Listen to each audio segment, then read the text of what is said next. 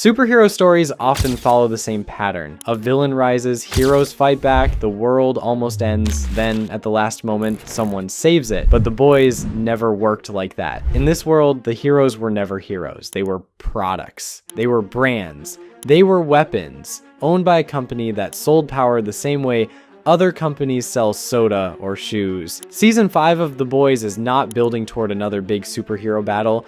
It is building toward the collapse of the entire world the show created. The lines between hero and villain have faded. The institutions meant to control power have failed. And the man who once stood at the center of a corporate superhero team now stands at the center of the country itself. Homelander no longer hides behind a smiling public image. He doesn't pretend to be a symbol. He has become the system. By the end of season 4, the United States in this world is no longer a stable democracy. For years, Homelander used Vought's media machine, public fear, and his own power to shape how people think. He turned public opinion into a weapon. He turned supporters into followers. And now those followers believe they are defending their country. The shift did not happen overnight. It came step by step. First, the public treated Homelander like a celebrity, then they treated him like a protector, and now many treat him like the only person strong enough to lead.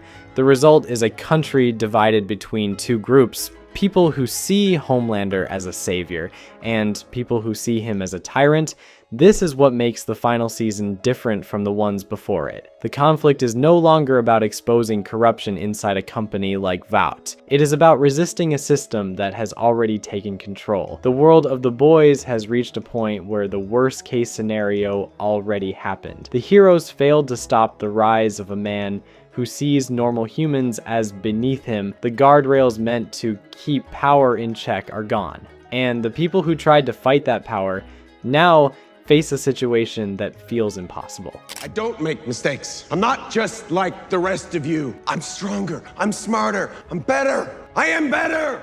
Season 5 begins with that reality. A country shaped by fear, a government that can't push back, and a Soup who finally stopped pretending to care what anyone thinks. Homelander doesn't want approval anymore. He wants obedience, but even in a system that looks completely controlled, resistance still exists. Small groups of people continue to push back. Some of them operate in the open, others work in secret. And the most dangerous thing for Homelander is that the people fighting him now understand exactly what he is.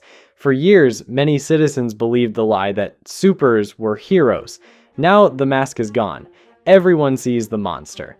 The question heading into season 5 is not whether Homelander wants power. That is already clear. The real question is whether anyone left in this world can stop him. Because this time, the fight is not happening inside Vought Tower. It is happening across an entire country. When season 5 begins, the people fighting Homelander face their worst position yet. Many of them are no longer free. By the end of the previous season, several members of The Boys were captured. Some of their strongest members now sit behind walls with no clear path out. Now that we have full legal authority, a veritable army of superheroes will be called upon to rout these traitors from our government and from our streets.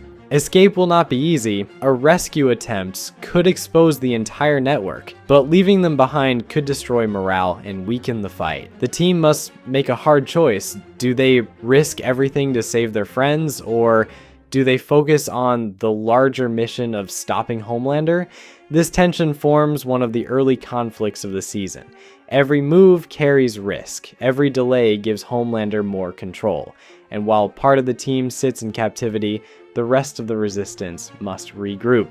This is where one character steps forward. For years, Annie January tried to change the system from inside it. As a member of the Seven, she believed she could be a real hero inside a broken organization. I'm supposed to be this hero, idol, symbol, whatever, but I don't know what the hell I'm doing. I'm done pretending. That hope did not last long. She saw the corruption inside Vought. She saw the abuse hidden behind public smiles. Eventually, she left. At first, first, that decision looked like a personal stand, but over time, it became something much larger. Annie built a following outside the system. She connected with civilians, former allies, and people who believed that Supes should not rule the world. What started as a small movement grew into a network. Now, as season 5 begins, she stands at the center of that network. Starlight is no longer reacting to events. She is planning them. Her role in the Resistance has changed. In earlier seasons, she struggled to keep her own identity inside the Seven.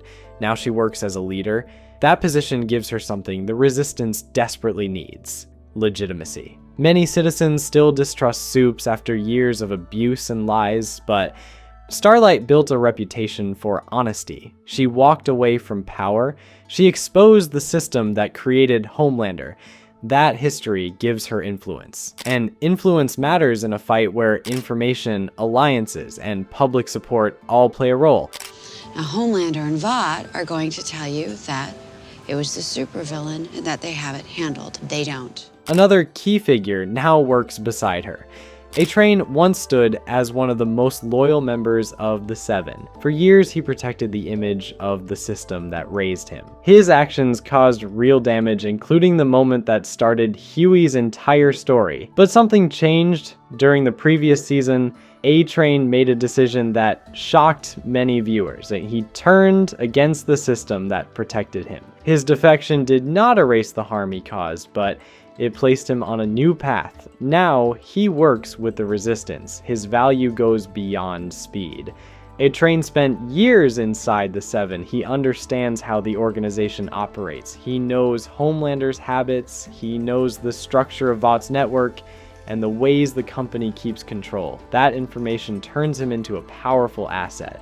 For the first time, the Resistance has someone who truly understands the enemy from the inside. Deep, just FYI, I have always hated you.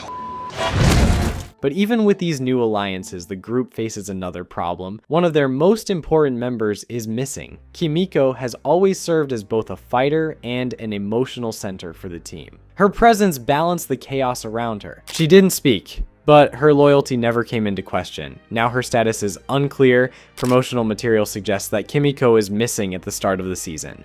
Her absence raises questions. Did someone capture her? Is she hiding? Did something worse happen? No one knows yet. What the team does know is that losing her changes the balance of the group. Kimiko often stood between the team and their darkest impulses. Without her, the emotional weight of the conflict grows heavier. For some members, that loss may push them toward decisions they would not normally make. And in a season where the world already feels close to collapse, even small shifts in the team can create major consequences, because the Resistance now fights a battle on several fronts. Some members sit in detention camps, some work underground networks, some search for missing allies, and somewhere above all of it stands the most powerful Supe alive, backed by a government that no longer challenges him. Deputizing hundreds of superheroes nationwide who will report directly to Homelander. The Resistance still exists, but the ground beneath it keeps shrinking, which raises a larger question for the final season.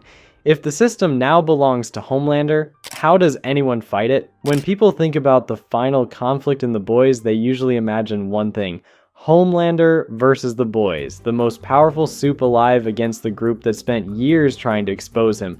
That confrontation will happen. The story has been moving toward it since the first episode, but season 5 introduces a harder question. What if the most dangerous person in this story is not Homelander? What if it's Billy Butcher? For most of the series, Butcher stood as the force pushing the story forward. He hates Supes with a focus that never fades. Every plan, every mission, and every risk came from that hatred. You're one of us now. Well, if you can't beat him, join him. Then beat him. Homelander abused his power while the world praised him as a hero. From Butcher's point of view, the system deserved to burn. That belief helped build the team. It helped expose corruption. It pushed the Boys into fights that no one else would attempt. But over time, that same belief began to change him. Each season pushed Butcher further toward a simple conclusion. Soups are the problem. The only solution is to remove them. Season 5 begins with Butcher in the most unstable state the character has ever reached. His health is failing, his relationships are strained. The people who once trusted him now question his choices. Years of fighting have stripped away the parts of him that once held the team together.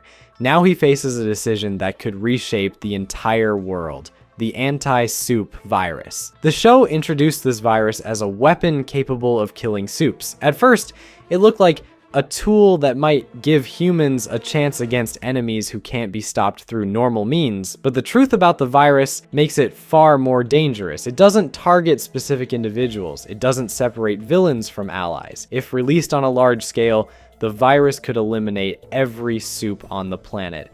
A virus that kills soups? Such a thing does not exist. Did not exist, does now. Now, it ain't just enough to kill Homelander. Homelander would die, but so would Starlight. So would Kimiko, so would countless others who never chose to become weapons. The virus doesn't care about morality. It only recognizes the presence of Compound 5 in a body. From Butcher's point of view, that detail doesn't matter. He sees the virus as the only reliable path to ending Homelander's rule. As long as soups exist, someone like Homelander can rise again. Destroying them all removes that possibility forever. Genocide. You're talking about soup genocide. You think I want that much blood on me hands? You do. You want to swim in it. It is a brutal solution, but to Butcher, it feels like the cleanest one. This is where the final season creates one of its strongest conflicts. The team that once followed Butcher now faces a choice about whether they can trust him. Some members see the virus as a weapon that goes too far. Releasing it could cause mass death, global instability, and a wave of consequences no one can predict. Others fear something more personal. They fear that Butcher no longer cares who survives the war. That shift reflects one of the show's central ideas. For years, Butcher defined himself by his hatred of monsters. Disappear, all right? Just start again. Start a new family. I have a son! He's a fucking soup freak. But hatred has a cost. If someone spends long enough chasing destruction, they may stop seeing the difference between justice and revenge. The gap between Butcher and Homelander begins to narrow. Both men believe they understand what the world needs. Both believe their actions are justified. Both believe the damage they cause will lead to something better, but the rest of the team sees the danger in that thinking. If the virus spreads, the world loses every soup. That outcome might stop Homelander, but it would also erase people who fought beside the resistance. It would wipe out allies along with enemies. That possibility places the boys on a collision course with their own leader. For the first time, the team may need to stop Butcher, and if that happens, the final season will no longer center on one conflict. It will become two wars at the same time. Victoria Newman, murdered in cold blood by deep state starlighters embedded in our own government. The Resistance versus Homelander, and the Resistance versus the man who started the fight in the first place, which raises a troubling idea as the story moves toward its ending. Homelander always believed he stood above humanity. Butcher always believed he stood against monsters. Like, Season 5 asks whether those two beliefs lead to the same place, because when the world reaches the edge of collapse, the most dangerous person in the room is not always the one with laser eyes. Sometimes it's the one willing to burn everything down to win. When a story moves toward its final chapter, the outcome rarely depends on one person alone. Power matters. Strategy matters. But in the end, the choices of a few key people shape everything. Season 5 of The Boys places that weight on several characters whose decisions could decide the future of the entire world. And the most important one might be a child. Ryan has stood as a big part of the story for years, even when he was not on screen. He carries the blood of the most powerful soup alive. Your father, we are a family. He also carries the influence of the one man who tried to keep him away from that power. Homelander is his biological father. Butcher helped raise him after the death of his mother. Those two men represent opposite forces in the story. One believes power gives him the right to rule. The other believes power must be destroyed. Ryan sits between them. He inherited Homelander's abilities. His potential already matches the strongest supes in the world, but unlike his father, Ryan did not grow up in a lab without family. He experienced real care, real fear, and real loss. That difference matters. Homelander sees Ryan as proof that his legacy will continue. A son with the same strength could help secure a future where supes control everything. For Homelander, the boy represents validation, but Butcher sees something else. He sees the possibility that the cycle might continue. Another supe with overwhelming power could become another tyrant. Even if Ryan never intends harm, the danger still exists. This is what makes Ryan the pivot point of the final season. If he follows Homelander, the Resistance faces an enemy even more powerful than before. If he rejects his father, the balance of power changes overnight. And if he chooses a path between those two extremes, the entire conflict could take a direction no one expects. Every faction in the story understands this. Homelander wants Ryan at his side. The Resistance hopes Ryan will reject his father. Butcher fears the boy might grow into the same kind of monster he spent his life hunting. Ryan represents the future of the world after the war ends, but he is not the only figure who could change the outcome. Another powerful presence returns in Season 5. Soldier Boy. Did you me? What? Is this some kind of incest thing? No! Then what the is this? When the show first introduced him, he appeared as a relic from an earlier era of superhero culture. The public once treated him like a patriotic symbol. Behind that image stood a violent and unstable man whose actions left deep scars across several generations. His return created chaos. Soldier Boy carried a personal connection to Homelander that reshaped the entire conflict. Turns out, Vogelbaum made a kid. Born spring 1981. Their relationship exposed the twisted history of Vought's experiments and revealed how deeply the system corrupted the people it created. Now he returns again. His position places him in a strange space between the main factions. He shares a connection with Homelander, yet the two have never trusted each other. He has crossed paths with Butcher and the boys, but he doesn't belong to their mission either. That uncertainty makes him dangerous. Soldier Boy doesn't fight for ideals. He fights for himself. His choices follow instinct rather than loyalty. In a world where every group tries to control the outcome, a person who answers to no one becomes unpredictable. That unpredictability matters when the conflict involves something like the anti-supe virus. If the virus becomes the central weapon in the final season, someone like Soldier Boy could influence how it spreads or whether it gets used at all. His past ties to both Homelander and Butcher place him close to the heart of that decision.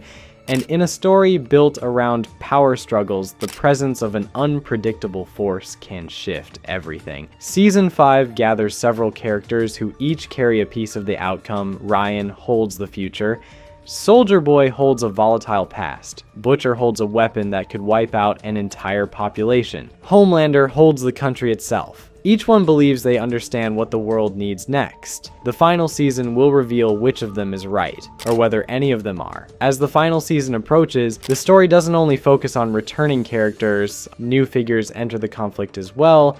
In a world where power shapes every decision, even one new supe can shift the balance. Season 5 introduces several characters whose roles remain partly hidden, but the details that exist already suggest they could affect the larger war. One of them is a new supe known as Bombsight. Very little is known about his abilities so far. The show has not revealed how his powers work or where he fits in the larger structure of Homelander's regime. That lack of detail may be intentional. When the boys introduces a new supe, the reveal often comes through action rather than description. Many characters arrive with an image that hides something darker underneath. Bombsight could follow the same pattern. If he works for Homelander or supports the current system, he becomes another weapon in a regime that already holds immense power. Even one additional supe loyal to that cause increases the pressure on the Resistance. Another new figure brings a different kind of influence. A supe known as O Father, played by David Diggs, enters the story with strong religious themes tied to his character. The information released so far suggests that he has a close connection to Homelander. That detail matters. A character who blends religion with soup culture could strengthen that idea. If O-Father encourages followers to see Homelander as part of a larger destiny, the regime gains something even stronger than loyalty. It gains faith. Faith changes how people behave. A person who believes they serve a higher purpose often ignores the harm around them. They stop asking questions. They defend the system even when the system hurts them. In a country already divided between supporters and resistance, a religious voice supporting Homelander could deepen that divide. The arrival of new soups also reminds the audience of a simple truth about this world. The supply of power never stops. Even if one enemy falls, another can take his place. Vought built an industry around creating enhanced individuals. That system produced generations of soups with different abilities and different loyalties. Superheroes are not born, but made by a chemical serum compound V produced by Vought International. The war in Season 5 is not only about a few famous characters, it is about the structure that created them. While new soups join the battlefield, the show also adds another unexpected element to the final season, a reunion that connects the series back to the creator's earlier work. Eric Kripke, the showrunner behind The Boys, also created the long-running series Supernatural. Over time, many actors from that earlier show have appeared in the world of The Boys, but Season 5 pushes that connection further. 3 actors strongly associated with Supernatural appear together in the final season. Jared Padalecki, Jensen Ackles, and Misha Collins share a long history from their previous show, where they played characters who hunted monsters across different worlds. Fans followed those characters for years. Now those same actors step into a very different universe. The twist is that they do not appear as heroes. Instead, the show places them on the side of chaos, possibly even as villains. Hello, I'm Soldier Boy. The world knows who I am. Why do I have to say it? Is this hot? Watching actors known for fighting evil now step into darker roles adds another layer of tension. Nothing stays simple. Heroes become threats. Protectors become tyrants. Bringing these actors together also creates a moment that fans of both series will notice immediately. It feels like a reunion placed inside one of the most brutal superhero worlds on television. But the significance goes beyond nostalgia. If these characters interact with major figures like Butcher or Homelander, they could become part of the larger struggle over the future of the world. Season 5 gathers forces from every direction. New soups join the regime, unexpected allies appear, old enemies return. The battlefield grows more crowded with every move, and as more players step into the conflict, one truth becomes clear.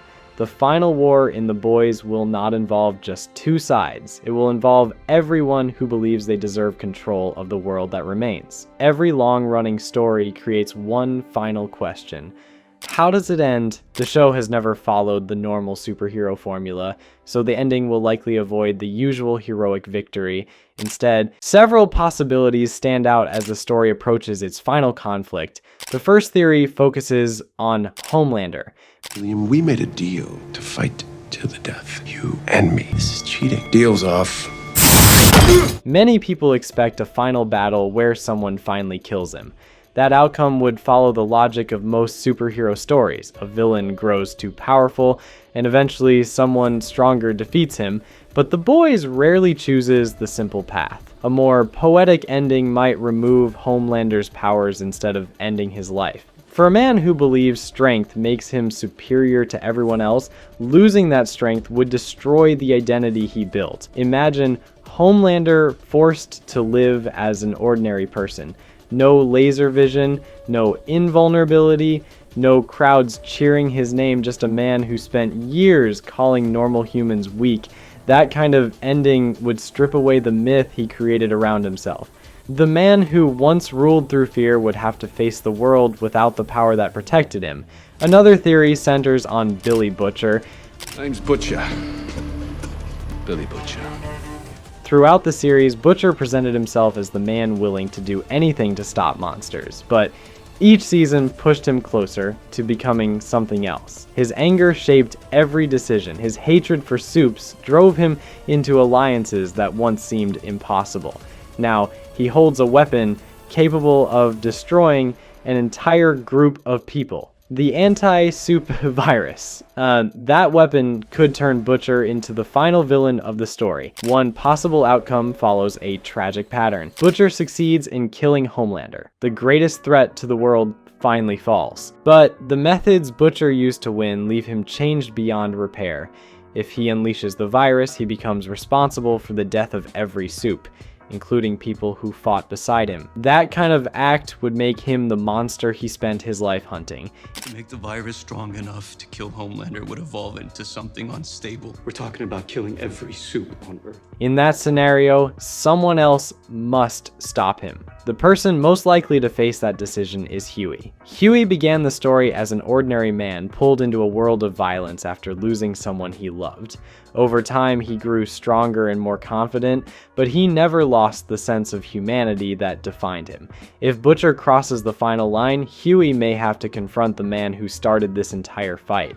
Stopping Butcher could become the final act of the series. Another theory is that Ryan becomes the one who ends Homelander's rule. As someone with the same abilities, he may be the only person capable of challenging his father directly. I've given you everything that I ever wanted, and it's still not good enough for you. Why? You're ungrateful? But that victory could come with a cost. Power can shape a person over time. If Ryan uses his strength to defeat Homelander, he might also inherit the same instability that defined his father. The hero who saves the world could slowly turn into the next threat. That outcome would reflect one of the show's central ideas. Power doesn't create heroes, it exposes what already exists inside someone. The final possibility looks even darker. The story could end with a victory that feels incomplete. Homelander might fall, the system that protected him might collapse, but the damage left behind could prove impossible to repair. Cities destroyed, families broken, a world that no longer trusts anyone with power. This kind of ending is sometimes called a Pyrrhic victory. The war ends, but the cost leaves no one celebrating. That approach fits the tone of The Boys. From the beginning, the series argued that power corrupts systems, people, and institutions. You gotta go out there, lift the plane up. Lift the plane? How? There's nothing to stand on. It's Even when the right side wins, the world rarely returns to normal. Season 5 holds the responsibility of closing that story. The final episodes will answer several questions that have followed the show from the start. Can Homelander be stopped? Will Butcher go too far? And most important of all, can anyone survive this war without becoming the very thing they hate? Because in a world filled with monsters, the hardest challenge is not defeating them, it is refusing to become one. For years, The Boys built toward the final moment. The show started as a story about corrupt superheroes and the company that controlled them. Over time, the conflict grew larger. The system that created those heroes spread into politics, media, and public belief. Now that system stands fully exposed. Homelander no longer hides behind a public image. He stands at the center of a country that now treats him as its authority. Across from him stands the Resistance, led by people who spent years trying to reveal the truth. Many of them now fight from the shadows. Some sit inside detention camps, others work to keep the movement alive, and between those two sides stands Billy Butcher. The man who began the war against soups now holds a weapon that could destroy every one of them. His final choice may decide how the story ends.